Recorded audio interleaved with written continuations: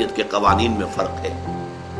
مرد طلاق دے سکتا ہے، عورت نہیں دے سکتی۔ عورت طلاق حاصل کرے گی، کسی کو درمیان میں ڈالے گی، بڑے بوڑھوں کو ڈالے گی، رشتہ داروں کو ڈالے گی، پنچوں کو ڈالے گی، عدالت میں جائے گی۔ وہ خود طلاق نہیں دے سکتی، مرد طلاق دے سکتا ہے۔ مرد کو دوہرا حصہ دے دیا گیا وراثت میں، عورت کو اکیلا۔ کیوں؟ مرد نے مہر دے کر شادی کرنی ہے، عورت کو مہر ملے گا شادی میں۔ مرد نے نان نفقے کی ذمہ داری اٹھانی ہے بیوی کی، اور بیوی کی ذمہ داری تو ہے ہی نہیں کہ شوہر کا نان نفقہ اس کے ذمہ ہو۔ اس اعتبار سے تو جان لیجئے کہ بالکل لاجیکل بات ہوتی کہ وراثت میں عورت کا کوئی حصہ نہ ہوتا۔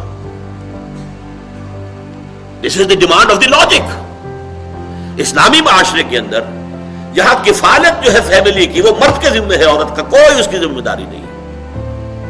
یہاں تک کہ عورت غنی ہے، فرض کیجئے اسے اپنے والدین سے وراثت کافی ملی ہے، لیکن وہ کہہ سکتی ہے کہ میں اپنے مال میں سے کچھ خرچ نہیں کروں گی گھر پر۔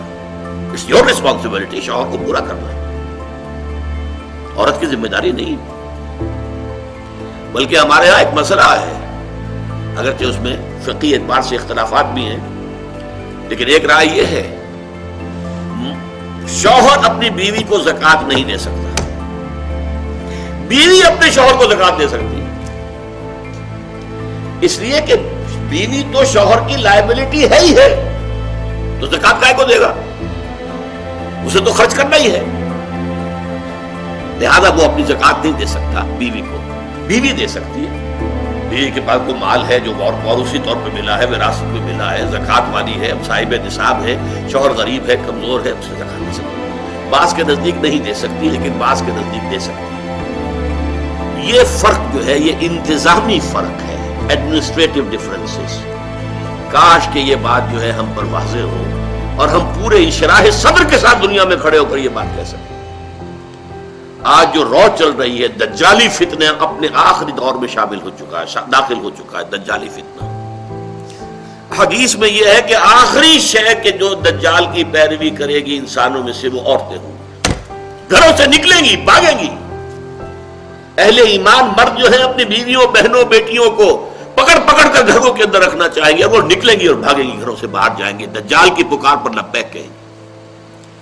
آج ایک دجال ہے مغربی تہذیب، اور وہ جس طریقے سے عورتوں کو باہر نکالنے پر، اور اس دجال کا جو سب سے بڑا ایجنٹ آج ہماری حکومت بنی ہوئی ہے، ہمارے خاندانی نظام کو دہو بالا کرنے کے لیے عورتوں کو لاؤ میدان کے اندر، اور پوری سرکاری مشینریز، پورے ذرائع ابلاغ اس کے اوپر فوکسڈ ہے، اس لیے کہ یہ پروگرام دیا ہے ویسٹ نے۔ اس کے لیے کائرو کانفرنس منعقد ہوئی تھی آج 10 سے 12 سال پہلے، پھر بیجنگ کانفرنس منعقد ہوئی تھی ایشیا کے ایک مغرب میں ایک مشرق میں، پھر بیجنگ +5 کانفرنس ہوئی یونائٹڈ نیشنز آرگنائزیشن کے اندر، جس میں ایک لمبا جو ہے وہ پروگرام دے دیا گیا ہے، جس میں پروسٹیٹیوشن کو باقاعدہ ایک پیشہ، یعنی یہ قانونی پیشہ ہے، عورت کا حق ہے۔ فلسفہ یہ ہے کہ جس طرح مرد جو ہے اپنے مسلز کو استعمال کرتا ہے، کسی چلا رہا ہے، اینٹیں ڈھو رہا ہے، عورت بھی اپنے جسم کو استعمال کرنے کی حقدار ہے، اس کے ذریعے سے کمائے، نو ڈفرنس۔ کیسے تم اسے کہتے ہو وہ غلط کام کر رہی ہے، برا کام کر رہی ہے؟ فلسفہ ہے یہ، اور یہ فلسفہ کہاں سے آ رہا ہے؟ یونائٹڈ نیشنز کی اسمبلی سے آ رہا ہے۔ یہ تباہی ہے کہ جو آ رہی ہے دنیا میں اس وقت۔ بہرحال میں نے اس میں واضح کیا ہے، کاش کہ ہمارے اندر اعتماد پیدا ہو اسلامی تعلیمات پر۔